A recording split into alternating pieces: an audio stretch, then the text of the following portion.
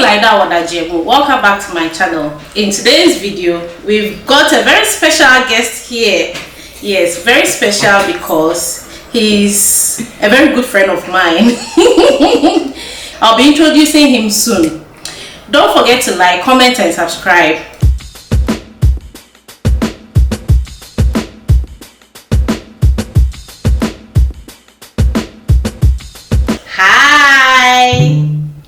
Hi. Welcome to my channel. Thank you. I know a lot of people will be smiling today because yes. Especially those OGs from China. I know, right? It's been years. How have you been? It's been years. I miss China. My goodness. Yes. And you look good. You look good. Thank you. You know me before you start. You know one funny thing. I was recently watching those videos that we took in Thailand and Indonesia, just I think 2 days ago, and I was like, oh, that's Mama C, Aparikam. Anyway, all right. Thank you so much for inviting me. We go way back, yeah. I think we should redo that, trip. That trip, right? Yeah. I will talk to fellas. We have to do that. Yes. Okay. I'm so happy to see you again. Yeah. Happy to see you too. Yeah, and welcome to my channel. Thank you. Yeah. You're doing great. Anyway. I just saw recently. I've been following you. And I've seen the progress, and I think keep it up. You're doing a great job. Thank you. I'm following your footsteps, so. Well, let's see what nature will take us, but yeah. Yes. I mean, the sky is not even the limit. Yeah, we yes. Oh, and guys, thank you for 1K subscribers. Yay! Congratulations. Okay. Yeah, thank you. Guys, I almost forgot. He has a YouTube channel where he promotes Africa a lot. I will link his channel, or I will put it up somewhere on the screen so you go and support him. Okay. Okay. Do you mind introducing yourself to us? Okay. Where do I even start? Okay, so thank you very much, Mama C. And before I even introduce myself, please kindly subscribe to this lady's channel. She's doing an amazing job. I mean, it's been busy out here, but I was like, if Mama C is calling me, no matter what I'm doing, because she's been so helpful whilst I was in China. So let me start. My name is Bernard Boamabequain. People know me from China and everywhere as Ben Carson. I mean, for my folks that are still in China, I also came to China as a teenager, 2012. Stayed there through COVID. I mean, in COVID, we battled COVID in China, so you can imagine. Yes. And it was after COVID that I left. I studied in Nanjing University of Information Science and Technology in Puko, and I think, Mama, see, that's even where your residence is, right? In Puko. Yes. So the university there, that's where I was. I did my bachelor's, then went to Ohio University to do my master's. I'm still a PhD student of Ohio anyway. I was still find my time and come and back that degree. I'm still working on it. But currently, I've had the opportunity to serve in student affairs while I was in China. I think that's how people got to know me. I had the opportunity to go to Ghana. I also serve my country with the Foreign Affairs Ministry, and life happens to throw me up at Donald Trump's hometown, so that's where I'm currently at. And it's a pleasure to be here, Mama C. It's a pleasure to have you too. So you mentioned you did your undergraduate here, you did your master's here, PhD, right? Can you share a little experience with us? How were you finding it? Was it difficult? Okay, so let me even start way from Ghana. So I was one of those guys that was like from high school, right? All that I wanted to do is to just finish school and get an easy way through some of those medical sciences and maybe even nursing, so that I just get your job. And fortune found me that I was visiting my school to sign my clearance form, and then the teacher was like, hey, Queen, there's this scholarship, go and see this teacher. I went, we talked about it. 3 months after graduation, I mean finishing my WASI, I found myself in China. So I was fresh, a teenager. I came, I remember the first week that I came, I cried to my uncle that he should bring me back to Ghana. What? Yeah, nobody knows this. I think it's just my roommate, Abednego, and I know it's been ages, but my roommate is the only person who can testify. Yeah, I bet wherever you are, man. It was tough. I mean, the first few weeks and months. And I remember, this Papa thing. I know those people that understand Papa will understand. Yeah, if you know, you know. To survive. You know. Those times, this fast train weren't as popular, right? Weren't very popular. Yeah. And they were quite expensive anyway. So I took this slow train from Nanjing, and that was like 5 months in China while doing my undergrad, right? Because my scholarship captured only my tuition and didn't cover my stipend, so I needed to fend for myself. So my uncle used to send me 100 Ghana cedis, which was like 300 cedis by then. This is 2012. Yeah. So for those that are seeing how our currency has depreciated in Ghana, I mean, first 100 Ghana cedis was I mean, it's a sad thing seeing how our money depreciated over time, because at first 100 cedis was 300 RMB. The Chamamau red note, three of them. Was 100 Ghana cedis. And so my uncle would send me every month, but it got to a time he was about to get married and all, and so it was tough on him. He was a primary school teacher, so I had to fend for myself. Then I got this Pakokwa movement in Chongqing, and for those that know Chongqing, it's very far, Sichuan province. So I took the slow train for 27 hours. I mean, I took the train, slept in, woke up. Yes. I mean, you asked me to tell you what happened, and I'm telling I was in the slow train. Warren, I believe. Yes, and you understand. Thank you for bringing that up, Mama C. So around that time, China wasn't as open as it is now. Now I think at first people will come and sit with you, touch your skin, smell it, use their phones to take pictures of you, want to take picture of you. I mean, I was running all that, but at some point it got a bit frustrating, and I couldn't understand the language as I can speak it now. Yeah. So, but by God's grace, I went there for about a month, and when I came, I think things got better, and it got better till I finished my master's and even started my PhD. So it was quite a journey, but we grew into it. We understood the language, and life became a bit easier, and also made some friends that made life easier. So it was quite a very good experience. I don't regret it at all. Yeah. Okay. So which course did you do at your first school? Oh, okay. So the scholarship that I got actually had a course attached to it already. And remember, I said I wanted to do those sciences. So actually, I remember I bought Legon forms, I bought tech forms, and I filled for degree nursing, because when you were in high school, people were like, okay, since you're a general student, that's the course you get. But when I got the scholarship, the course attached to it was international economy and trade. And so since I also got an A in economics, they sort of were like, oh, okay, you can do that, and blah blah blah. And I think when I came at first, especially when I came here, within the first week, my results from Legon and Tech came, and I had my degree in nursing, and I was like, Uncle, bring me home. I don't want to stay here. And I started crying and all that. But when we went, the frustrating part was the teachers couldn't really speak proper English. I mean, when we came 2012, nowadays the Chinese lecturers have really, and I really appreciate them for that. They fully man up, study the English, and they speak better. Well, it depends. Yeah, I think it depends. I mean, whatever you experience, Mama C, is better. That's what I want to say. Whatever you are having now, from whatever lecturer you are having, that is better. So you can imagine 2012. So it was a bit frustrating. You could see they were trying to force. There was this teacher that has always become my friend, and I think I will come and find him back in China again. I called him Entao Ju. Actually, that was his name, Ju Entao. Yeah. The teacher really liked us, the Ghanaians, really wanted to bond with us, but he was struggling with the language. And so he sort of became my friend. So the teachers really struggled with the language.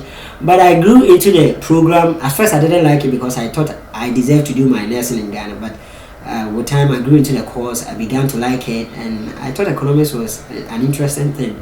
And it was quite good that when I graduated because of my past mark and all, I had that opportunity. So I don't regret it at all. It was a very nice course. And whoever is doing it, I think if you do it well, the future will be brighter for you.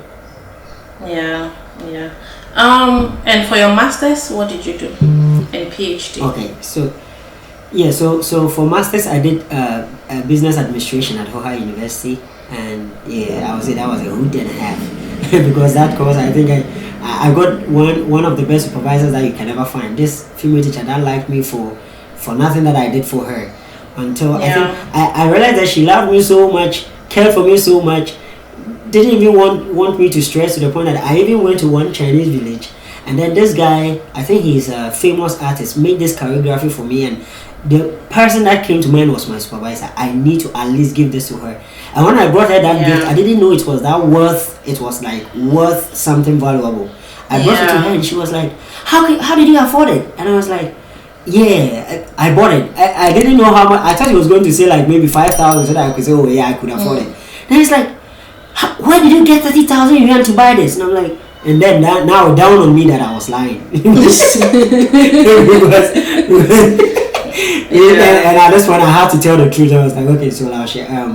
Actually went on a trip with this Chinese famous guy, and then she made this for me. He made this for me, and I was like, no, it's so special, I need to give it to you. It's like, oh, thank you. And she appreciated it so much that she even forced her way to find me a supervisor for my doctorate. And that's how I even got a doctorate degree in, got a doctorate course, program in Ohio. So yeah, I did business administration, and it was also, like I said, a hoot and a half. It was one of the easiest programs that I could do because of my supervisor, who was phenomenal. Yeah, thank you, supervisor.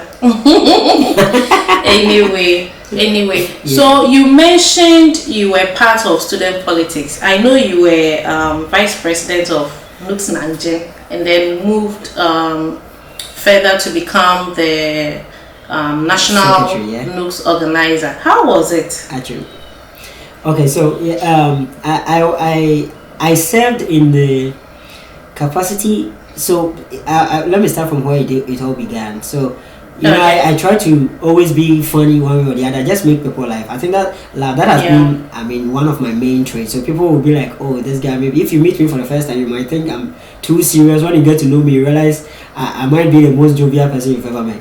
So because of that, I think they made me campus organizer at NUGS, with the seniors who came to meet. And then with time, when those seniors graduated and we became seniors, I ran for the presidency. That was 2016, and I had the opportunity to serve NUGS Nanjing as the president. Actually, not the vice president, the president from 2016 to 2017. The president, sorry. Yeah, I think we had the opportunity to serve with some great men who sort of also pushed us way forward to 2019, where we had the opportunity to also serve as the National Union executives, and I was the Secretary General for NUGS China. And my boss Felix, who is in Canada now, was the president, and it was a journey, and I don't regret it at all. It was an eye-opening serving the student body of Ghanaians in China. Okay. Moving on. I remember you mentioned Chongqing, right? Did you travel around China?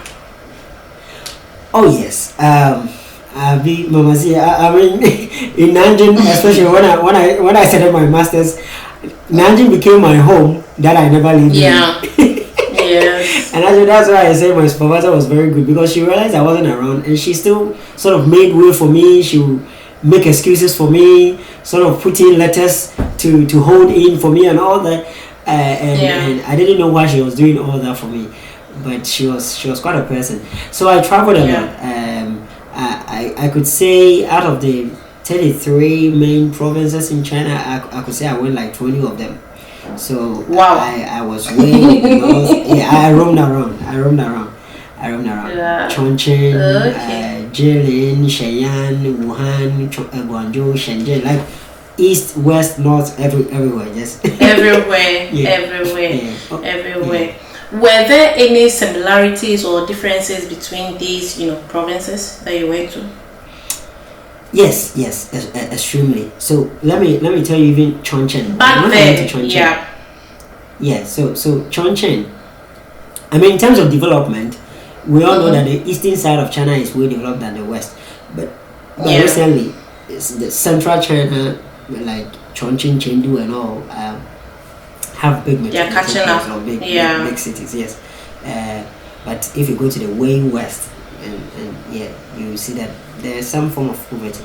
But then, in terms of development, you can see they are all catching up. But in terms of culture, right, I found that people in Nanchang area have their food is quite similar to those in Chongqing. They eat a lot of pepper, the Chinese will say very spicy food. They eat a lot of pepper. In fact, even in Nanchang, there's this small town I went, which is called Shushui. Now Shushui also has a smaller town which is called Daqiao. Now, so at this point, it is like a village, and that is the place where I found, you know, the Ghana trotro that we call trotro. Trotro works there in that village. Yes, you'll be surprised to find out trotro works in China somewhere. There was trotro, and then one of the bars I sat in, the roof was leaking to the point that it was raining, and the rain was coming to the bars and beating us. Yeah. So there's absolute poverty elsewhere in China, but then you could see most of us when we come, we live in the cities, and so we don't happen to find it.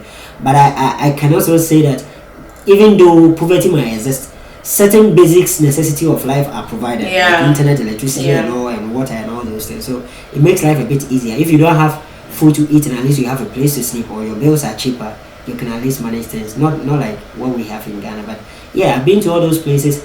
Like I said, that place, for instance, they eat a lot of spicy food.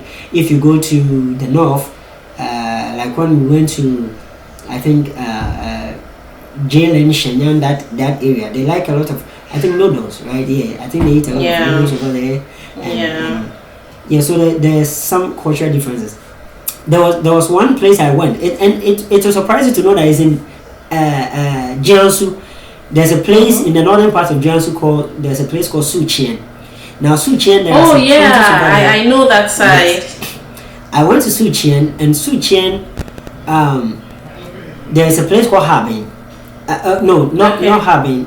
It's a name of a beer, one of the Chinese beers. Not Harbin. Harbin is a beer, but it's another beer. Yeah. And that place, it will surprise you to know some kids. I have pictures. When I find them, I will send them to you, and maybe you can post one when you are editing this video.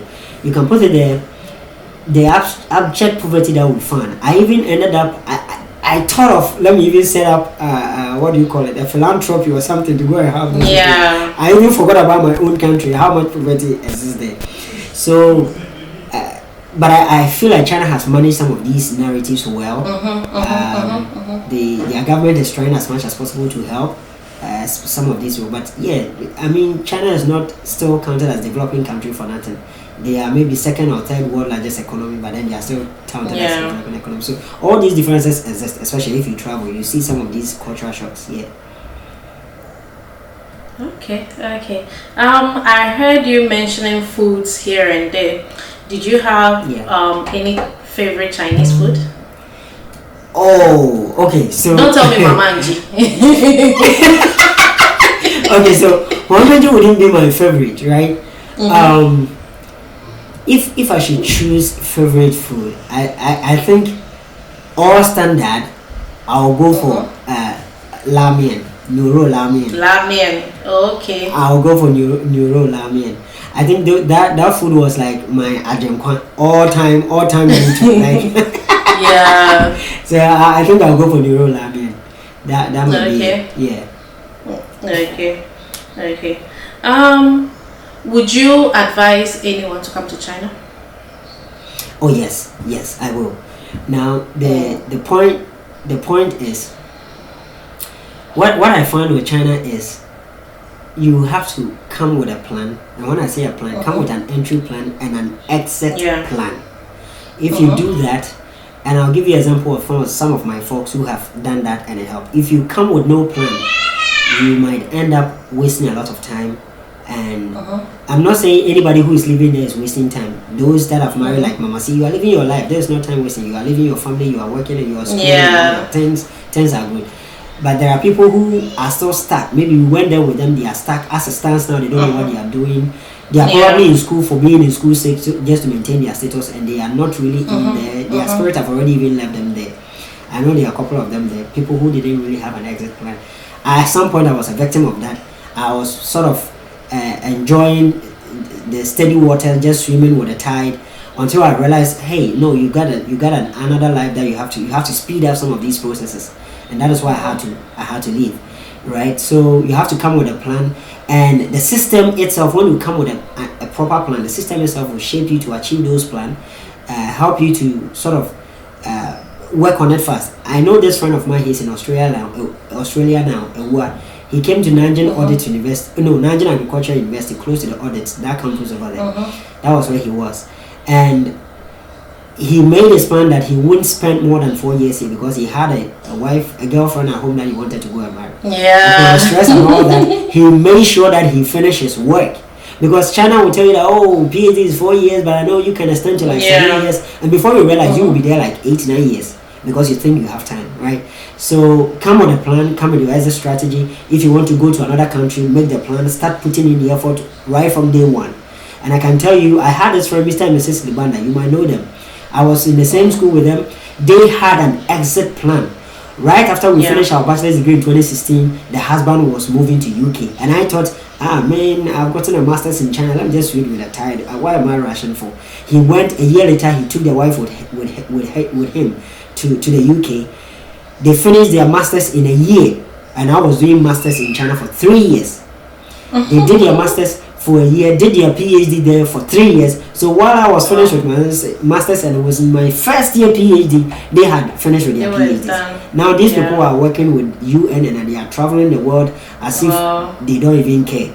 And now I'm still stuck in my PhD and trying to finish. Hopefully next year I'll be able to complete it. So you see, that's how it is. At some point I had to come to realize, just come to my senses and be like, no, that's not the life. You have to, the fact that people knew you and you are having fun and all, I have to make that conscious effort to sort of come back to the drawing board, make the plan and say, okay, now this is what I need to do. I realize I need to go for what I want to be. I need to do my national service. Even though, you know, if you're in Ghana and you graduated outside, it's not by force, like it's not mandatory to do your national service. But for what I wanted to do, I was told I need national service. I researched and yes, so I had to cut whatever I was doing short, quickly go there because that was what time will allow. I think it was in COVID 2022. I realized school was, they were a bit opening up a little bit, and so I had to quickly sneak out. I went there by God's grace, things worked out as I planned, and that's where I am. So put the exit strategy right from day one, and China will be the best place to be. Other than that, if you let the tide take you before you realize, things will be too late for you, and you might regret it. But China is a very good place, fantastic. Yeah, okay. Before coming to China, what were some of the perceptions you had? Oh, so sincerely speaking, like I told you, this whole China movement, right, wasn't something I thought of. I was just thinking of going to do my nursing or whatever at KNUST on the go. And then I met this teacher who sort of, so everything was in a rush. I was saying it was my uncle who dealt with them in terms of my documentation. So this China thing wasn't on my mind. Until when I went to the Chinese embassy when we were now submitting documents, and I met this guy. His name was George Otinyesi, and coincidentally, I wouldn't say coincidental, like strangely, I'm in the States with him, and when I came, he was the one that I was even living with until I moved to my own place. So I met this guy at the Chinese embassy. So you can see we go way back. This is somewhere 2012. I met him at the Chinese embassy, and this guy seemed to know his stuff. Like, I don't know, around 2012, these smartphones were not as popular. It took only those database who could like have these phones to go on Google and all that. So he sort of had quite a very good knowledge about China. He started telling China is so beautiful. They have blah blah blah. All China that we knew was the Chinese kung fu and Chinese movie from the that kind of thing.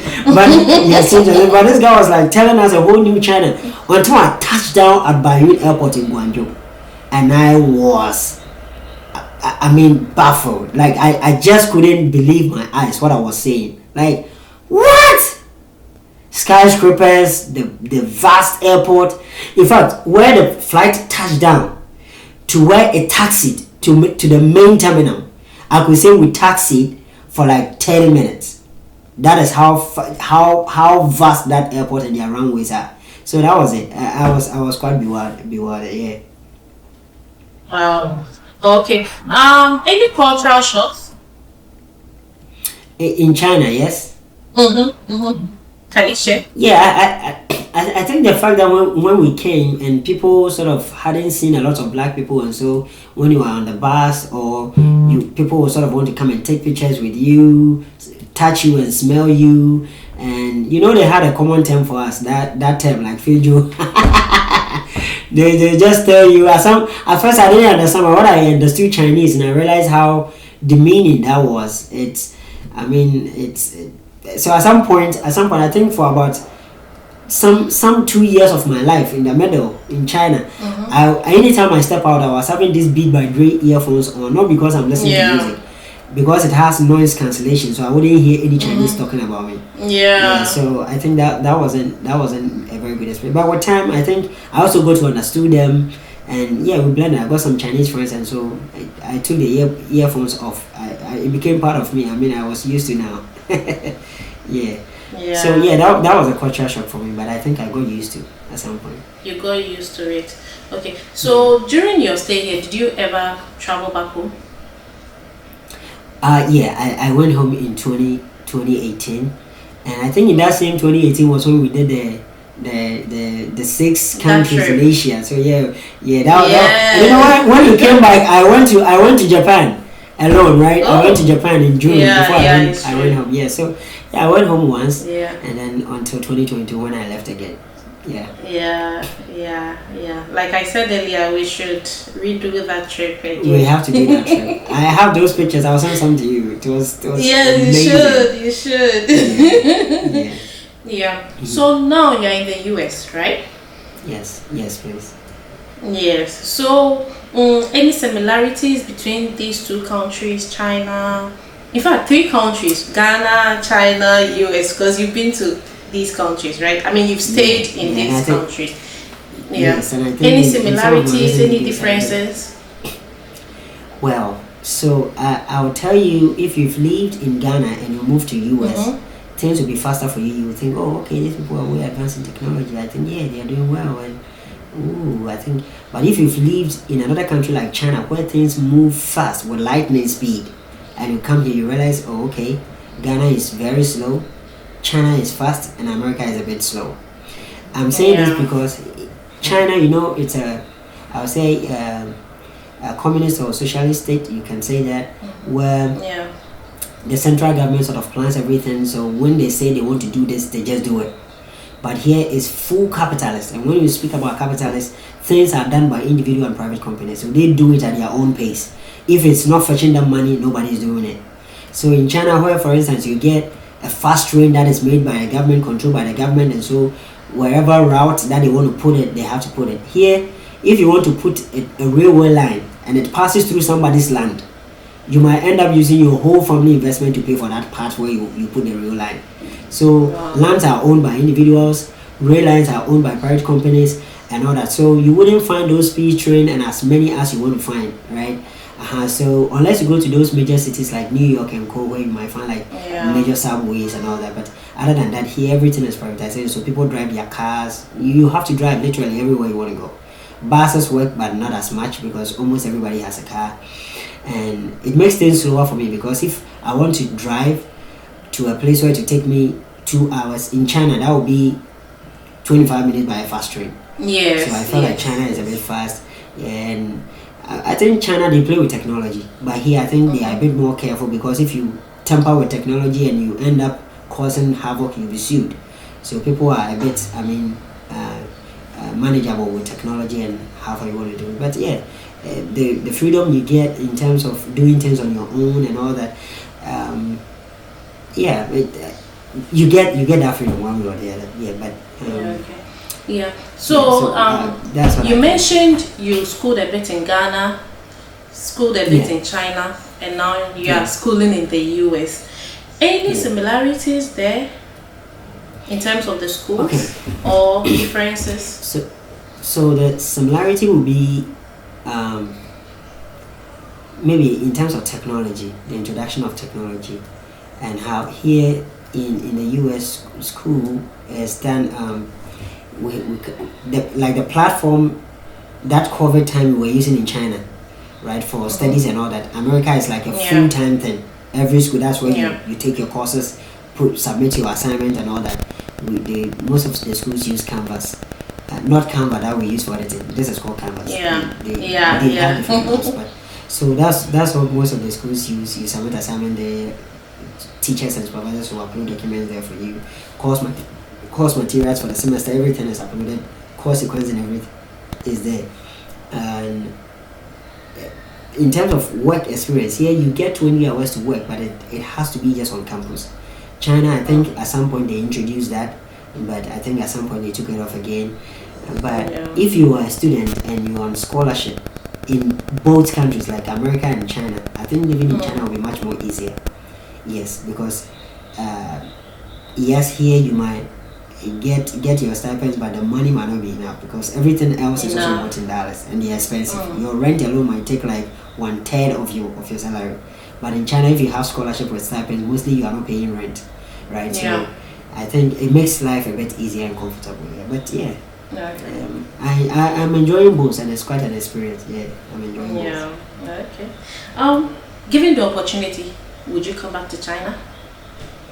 Oh yes, actually I am still in touch with my supervisor. Not come to stay, but come to complete some of my unfinished business, and I still have some friends to catch up with. Even you and all. I have family. China is like, I lived a chunk. I mean, most my productive youthful years was lived in China, so I could say China is my family. I have families. I have Chinese families, friends that I need to really come back to meet. So yeah, definitely. After school, I plan to come also finish my program there, and also link up with friends. Yes. Yeah. Your final words. Oh yeah. So first of all, I will really thank you for this opportunity. I think a lot of people just realize.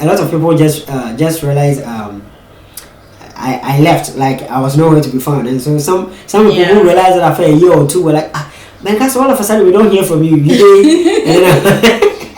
And I'm like, bro, I left long time, and I haven't had the opportunity to sort of tell people where I am, what I'm doing, and all that. But it's really nice catching up, meeting you all. China is a second home to me. I love Chinese people, and a lot of Chinese people were very kind to me. Some of the places that I worked in, some of the friends that I schooled with, most of them were very kind to me. And one thing that I would say is, yes, when you go in some of those cultural shocks, I don't think you have to really stamp your feet against that, right? Try to make the best out of it. There are some Chinese friends who will be very, very genuine, very helpful. And if you open your mind, and one thing I would say, try to learn the language. It helps. It brings a lot of connection. There are a lot of Chinese people who are really seeking to make genuine friends, to maybe go back to Africa and also help invest.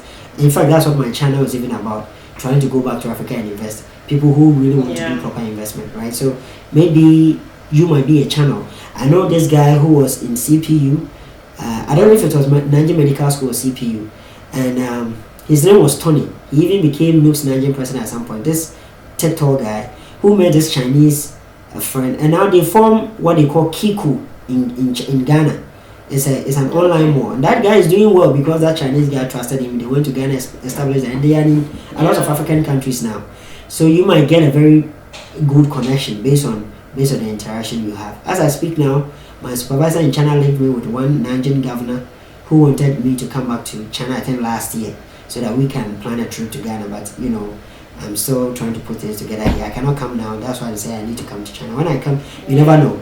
So try to learn the language, open your mind, have an open mind, and make friends, genuine ones. Speak to them, let them be your genuine friend. I mean, it's not everything that you can tell them, but open your mind. China is a very great place to be. If you are there and you are finding like you are in a bubble or you are in something, it's that one too shall pass and you'll be all right. I can tell you that. All right. So that will be my final words, Mama. And I will tell people to also subscribe to your channel. You are doing really a great job. I follow you. In fact, I have this desktop here that I'm always streaming your videos, and I like it. You have great content and you're doing amazing. And I remember how you helped us when we were beginning. Sorry. Let people also. I was saying, I remember how you were very helpful to some of us who were beginning around 2022 thereabout.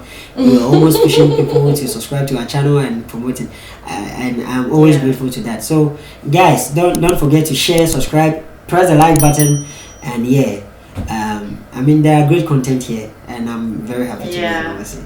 Thank you for the invitation. Okay, thank you, Ben Carson, for coming. I'm very grateful. And thank you to my regards to your wonderful husband and your two beautiful kids. They are like twins born apart. I know that. Tell them Uncle with them. Time I'll come and meet them. So all the best, guys. It's a pleasure being on this channel. And don't forget to subscribe. Guys, if you enjoyed watching, don't forget to like, comment, and subscribe. Bye. Bye, everyone.